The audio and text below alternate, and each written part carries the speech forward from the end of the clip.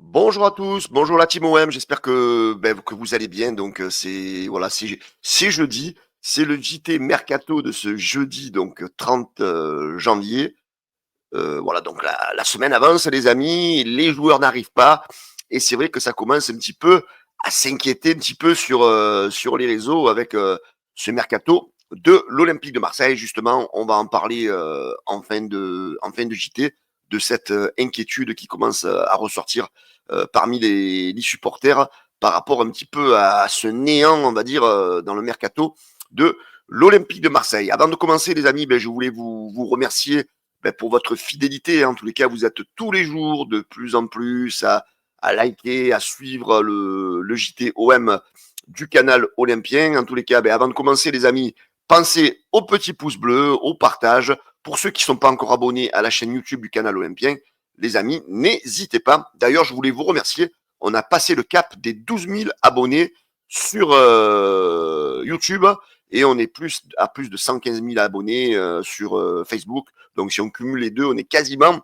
à 130 000 abonnés. En tous les cas, les amis, un grand merci à vous tous. Allez, on va commencer, comme je vous le disais, les gars, donc ce JT Mercato OM de ce jeudi 30 janvier.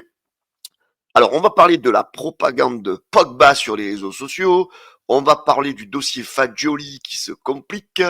Zaleski s'éloigne de l'OM. L'OM insiste pour Guiri. Rennes, la porte de sortie pour Lilian Brassier. Soglo vers un vrai départ. Alors, je vous en parlais, l'inquiétude des supporters face au mercato de l'OM. Et je vous donnerai en fin de vidéo mon avis sur le mercato olympien. Voilà les amis, on va commencer tout de suite ce mercato, ce JT mercato de l'OM avec la propagande Paul Pogba. Et voilà, donc vous le savez, ça fait déjà pas mal de temps que ça dure. Voilà, tout le monde espère, tout le monde rêve d'une arrivée de Paul Pogba. Voilà, tous les comptes Twitter, ils vont voilà de leur main. Voilà le hashtag Pogba OM. Voilà les photos de Paul Pogba. Voilà, c'est dû à quoi tout ça? Est-ce que c'est dû justement à la stérilité de ce mercato? Est-ce que c'est dû au fait que voilà on nous a tellement fait rêver de Paul Pogba avec toutes je veux dire tous les joueurs qui ont parlé de cet éventuel Evra et compagnie et j'en cite, bon je vais pas citer tout le monde. Voilà, c'est vrai que ce débat Paul Pogba est un peu, on va dire, le débat de l'hiver.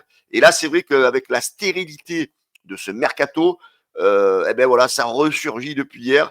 Ouais, il y a beaucoup de comptes Twitter qui commencent à relever la propagande de Paul Pogba. Voilà, donc moi, je suis un peu mitigé sur ce dossier. Voilà, tant qu'il n'y a rien, voilà, on attend, on voit. Voilà, il y a tellement eu de dossiers qu'on nous a fait rêver à l'Olympique de Marseille depuis des mois. Je ne parle pas spécialement du club de l'OM, parce que l'OM n'a rien avancé. Mais voilà, on nous a fait rêver avec la vente OM, maintenant on nous fait rêver avec Pogba, on nous fait rêver avec certains noms qui sortent sur le mercato. Voilà, donc moi pour l'instant, pour moi, ça reste allez, au stade du fantasme, parce que tant qu'il n'y a rien qui est annoncé, pour l'instant, Pogba, voilà, on sait qu'il a des propositions, on sait qu'il a toujours pas décidé. Voilà, donc on attend, mais voilà, c'est peut-être un peu un pressing fait par les supporters pour le persuader qu'il est tant espéré du côté de l'Olympique de Marseille. Voilà, donc on attend le dénouement de cette histoire. Allez, on attaque les vraies rumeurs. Par contre, cette fois-ci, c'est Fagioli, les amis, Fagioli.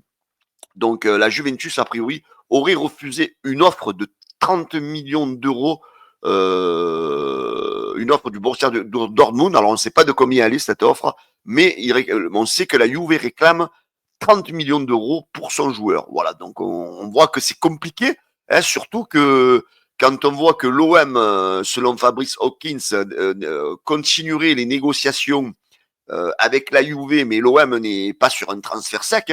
L'OM est juste sur un prêt avec une option d'achat non obligatoire. Donc c'est là que tu te dis comment on va faire pour attirer ce joueur. Quand tu vois que Dortmund a fait une offre sèche et qui a été refusée, alors on sait que le joueur, lui, est coté à 20 millions d'euros sur Transfer Market. Donc la Juve veut peut-être atteindre au moins ces 20 millions d'euros. Alors on ne connaît pas la teneur de l'offre de Dortmund. Est-ce que c'est une offre à 12 000, à 13 millions, à 13, 14, 15 millions? Voilà. Est-ce que la Juve va accepter le premier qui va lui poser les 20 millions? Mais non, a priori non, puisqu'ils en veulent 30 millions, les amis. Alors la Juve espère faire monter les enchères, hein, en sachant que il y a plusieurs clubs qui le veulent, que l'OM le veut avec une option d'achat, alors que la Juve est plutôt pour une option d'achat obligatoire. Donc voilà. Donc est-ce que l'OM va être prêt à mettre une option d'achat obligatoire à 30 millions d'euros pour Fagioli? Moi, j'en doute. J'en doute et c'est pour ça que pour moi, ce dossier-là, il se complique vraiment. Je ne sais pas ce que vous en pensez, les amis. Donc, mettre 30 millions d'euros sur un joueur qui en vaut que 20, déjà, c'est pas logique, hein. Donc, nos amis italiens, ils essayent de faire monter les enchères. Alors, est-ce que tous ces clubs, Dortmund, l'OM, vont attendre les derniers instants du mercato pour faire flancher la Juve? Ça, j'en sais rien. Mais après, c'est vrai qu'on se met du côté de la Juve, ils ont les cartes en main malgré tout. On sait que le joueur est sollicité. Et à mon avis, ils vont lâcher le joueur dans les derniers instants du mercato. Maintenant, à savoir si l'OM sera prêt à mettre une telle somme. Donc, affaire à suivre. C'est pour ça que pour moi, ce dossier se complique beaucoup. Un autre dossier, les amis, celui-ci semble terminé, c'est le dossier Zaleski. A priori, un accord avait été annoncé très proche, même complètement acquis entre l'OM, le joueur, la Roma, et finalement l'Inter est apparu. Et a priori, donc, le joueur aurait accepté la proposition de l'Inter. Hein, voilà, donc le joueur qui avait choisi l'OM a priori pendant une certaine période, eh ben là non, hein, a priori l'Inter est plus attractive. Après bon, on peut pas donner tort aux joueurs non plus, hein, parce que c'est vrai que l'OM pour l'instant ne lui assure pas une éventuelle qualification en Ligue des Champions. La saison on est qu'à la moitié. Alors est-ce qu'il préfère pas s'engager avec un club qui est peut-être beaucoup plus régulier comme l'Inter de Milan? Voilà, donc le joueur lui souhaite donc s'engager avec l'Inter. On sait que la Roma continue de lui proposer une prolongation. Voilà. Donc, alors que l'OM, attention, l'OM propose une indemnité de transfert a priori beaucoup plus importante que l'Inter de Milan. Voilà, comme je vous dis, c'est l'attractivité du club, c'est peut-être la stabilité du club. Eh oui, l'OM, on commence à avoir une stabilité, mais peut-être que voilà, la confiance n'est pas encore gagnée pour tous les grands joueurs. Bon, je ne sais pas si Zaleski c'est un grand joueur, mais voilà, pour les joueurs qui jouent dans des grands clubs en Italie, peut-être que voilà, l'OM est encore un peu jeune dans sa stabilité. Voilà, donc le dossier Zaleski, ben, il est mal barré, donc le joueur est plutôt parti pour aller à l'Inter de Milan. Alors l'OM par contre les amis, l'OM insiste pour Guiri, l'OM alors fait tout pour attirer Guiri. Voilà, hier ça a été annoncé. Alors l'OM aurait fait d'abord une première proposition, parce que l'OM a fait une proposition, elle est sortie, je vais vous en parler les amis, elle est sortie ce matin, et elle est déjà assez intéressante pour Rennes. Mais a priori, d'abord, il y aurait eu donc un prêt payant de 2 millions d'euros avec une option d'achat obligatoire de 10 millions d'euros pour Amin Gouiri. On sait que cette proposition-là avait été refusée par Rennes. Donc le joueur, lui, on sait qu'il veut venir à l'OM, hein, mais impérativement, il veut renforcer les rangs de l'Olympique de Marseille. Ça, c'est bien déjà d'avoir un joueur qui a déjà cette envie de venir à l'Olympique de Marseille. Ça, à nous les supporters, ben, ça nous fait plaisir. Et là, écoutez bien, hein, selon l'équipe ce matin, l'OM a formulé, les gars, une offre de 16 millions d'euros hors bonus pour Amin Gouiri et Rennes a à nouveau refusé cette offre de l'Olympique de Marseille. Cette offre se rapproche a priori des exigences que Rennes a pour son joueur. Rennes n'a pas fermé les négociations. On sait qu'il est coté autour de 20 millions d'euros sur Transfer Market. Alors, est-ce que Rennes attend ces fameux 20 millions d'euros? Est-ce qu'on est proche de la solution? Alors moi, j'ai presque envie de vous dire que pour l'instant, Gouiri, pour moi, c'est peut-être la deuxième recrue qui va arriver à l'OM. Hein. C'est pour moi le favori, parce qu'on voit que l'OM insiste, on voit a priori qu'on n'est pas loin de la réalité.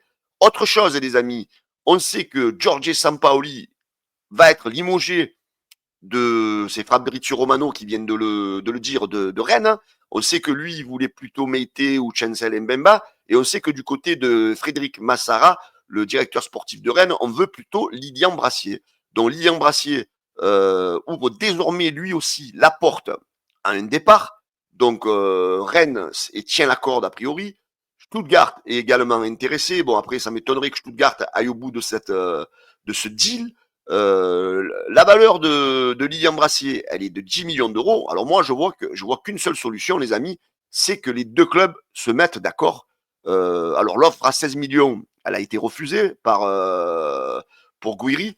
Alors si vraiment les Rennais veulent Brassier côté 10 millions, comme il s'appelle, Guiri côté 20 millions. Alors peut-être que dans l'offre de l'OM, il y avait à 16 millions d'euros, on parlait pas d'une éventuelle intégration de Brassier dans le deal, mais à mon avis, ça va se terminer comme ça, les amis. On n'est pas mathématicien, je suis pas mathématicien, je suis pas comptable. Un il vaut 20, l'autre il vaut 10. Eh ben, on donne 10 millions d'euros plus Brassier à Rennes et l'OM n'aura qu'à sortir 10 millions d'euros pour avoir Gouiri. À mon avis, cette histoire, elle va se terminer comme ça. Je ne sais pas ce que vous en pensez. Pour moi, je pense que le dossier Gouiri devrait aboutir dans les prochains jours, prochaines heures. Et voilà, on va avoir les deux joueurs qui vont pivoter. Un, il va à Rennes, l'autre, il vient à l'OM. Et l'OM devra donner, bien sûr, les 10 millions d'euros d'écart de valeur entre les deux joueurs. Voilà. Donc voilà ce qu'il en est, les amis, aujourd'hui, autour du mercato. Il n'y a pas plus de bruit, il y a des bruits, il y a plein de bruits. Et c'est vrai que tous ces bruits qui échouent au fur et à mesure, ça apporte un petit peu votre inquiétude, les amis. D'ailleurs, regardez, hier, nous avons fait un sondage sur le canal olympien et on vous a posé la question, est-ce que la tournure du mercato vous inquiète? Et c'est vrai que quand on voit le résultat, c'est quand même assez flagrant. Donc, il y a quand même 79% des supporters qui sont quand même inquiets de la tournure. Après, c'est vrai que je fais partie un peu de ceux, je vous avoue, qui sont inquiets. Pour quelle raison? Parce que je me dis que quand même, malgré tout, j'aurais pensé qu'avec le départ de Eli Wahi, j'aurais pensé que quand même l'OM avait déjà un oui de notre attaquant. Je me suis dit, bon, voilà, Wahi part. À mon avis, dans les 2-3 jours, on va dire, voilà, boum, un tel va venir à l'OM. Non, là, non. Alors, c'est pas que Wahi était un joueur titulaire et donc certains vont dire, oui, mais il va pas manquer puisqu'il jouait pas. Mais il va quand même manquer dans le nombre, dans le nombre de joueurs. Parce qu'imaginez-vous un Mopé qui se blesse, imaginez-vous un Greenwood qui se blesse, ça veut dire que tu n'as pas trop de solutions. Ça veut dire que tu as Mopé, ça veut dire que tu as le petit Robinho Vaz, donc est-ce qu'on doit tout miser sur lui? Est-ce qu'on doit compter sur Ro? Parce que Ro, c'est un joueur peut-être qu'on a un peu cramé, parce qu'on l'a pas assez fait jouer, ce jeune. Donc c'est vrai que maintenant, il est peut-être un peu désabusé, en perte de confiance. Voilà, donc les gars, moi, je suis quand même inquiet sur ce côté-là pour l'effectif, parce que alors certains sont inquiets pour la défense, mais bon, moi la défense, à la limite, quand vous regardez les statistiques des buts encaissés, on fait pas partie des plus mauvaises défenses de la Ligue 1. Mais en termes d'attaque, ça fait quelques matchs qu'on marque moins, ça fait quelques matchs que on voit que Neil Mopé, malheureusement, il est un peu trop seul devant. On voit que nos adversaires, ils commencent un peu à connaître notre système de jeu. Voilà, il va falloir trouver des solutions. Et ça, sur ce côté-là, moi, ça me fait peur. Parce que je vois quand même derrière nous, il y a des équipes qui commencent à revenir. Nous, on commence à connaître quelques difficultés. Moi, si à l'instant T, excusez-moi, l'attaque reste telle qu'elle est, j'ai peur pour notre place sur le podium à la fin de la saison. Franchement, j'ai peur parce que j'ai peur de Lille, j'ai peur de Monaco. Il y a des équipes qui reviennent. Voilà, il y a Nice qui revient, il y a Lyon qui pourrait revenir. Donc voilà, les amis, il ne faut pas non plus s'enflammer. Et voilà, moi, ce qui me fait peur dans ce mercato. Après, dans un sens, je comprends la direction. Parce que c'est vrai on a souvent critiqué le fait de dire voilà, le fait de dire oui, on fait des panic buy, on appelle ça, je crois, des achats de dernière minute. Et souvent, c'est des flops. Rappelez-vous, ces dernières années, tous les flops qu'on a eu, les achats, les attaquants, les Vitinha et compagnie de dernière minute. Voilà. Alors, c'est compliqué, justement, pour eux de voir que les pistes qu'ils avaient, ils tombent à l'eau. Et là, je pense qu'ils ont un peu le cul entre deux chaises, la direction. Ils se disent, alors on fait quoi? Est-ce qu'on va recruter deux, trois mecs rapidement comme ça et dans le doute que ce soit des flops? Voilà. Donc moi j'ai peur sur ce mercato, je vous avoue, il me fait peur. Parce que c'est vrai que ce que tu proposes aux joueurs, C'est vrai, il y a De Zerbi, c'est vrai, il y a des joueurs comme Rabiot, mais est-ce que tu proposes la garantie que l'OM sera en Ligue des Champions l'année prochaine? Eh bien non.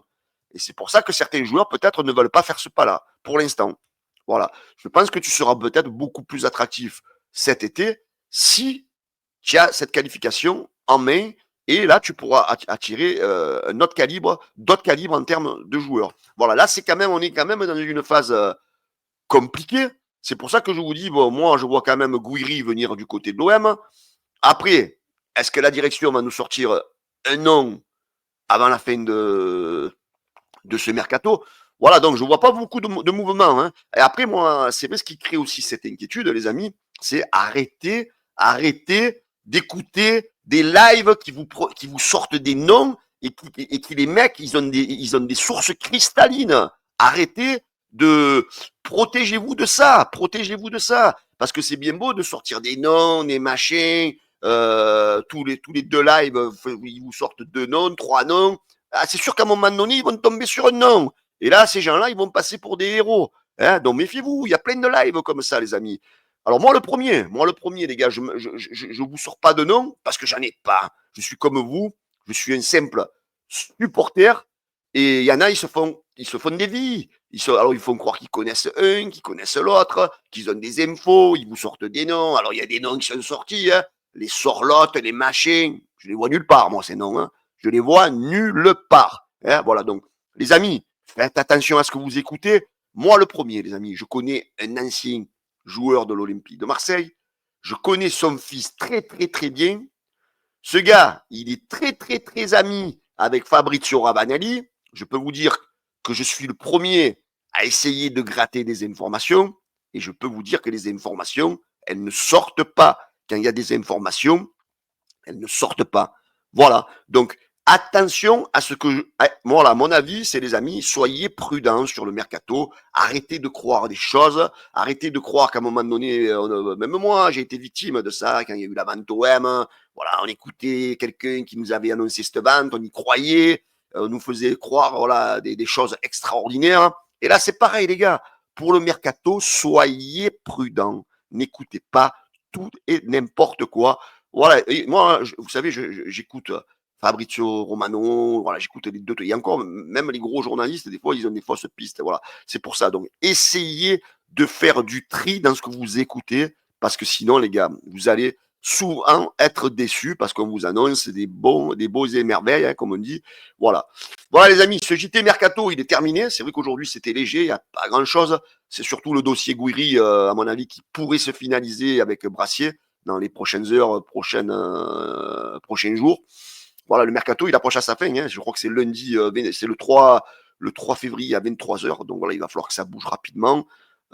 Mais voilà, hein, donc ayons confiance en nos dirigeants. Mais attention, il va falloir quand même trouver une ou deux solutions, parce que sinon, la suite du championnat risque d'être assez compliqué pour l'OM. Voilà les gars, en tous les cas, j'espère que vous allez mettre le petit pouce bleu pour faire monter la référence de la vidéo sur YouTube, le partage, et voilà, et je vous embrasse et pensez à vous abonner à la chaîne YouTube du canal Olympien. Ciao les amis, la bise, ciao ciao.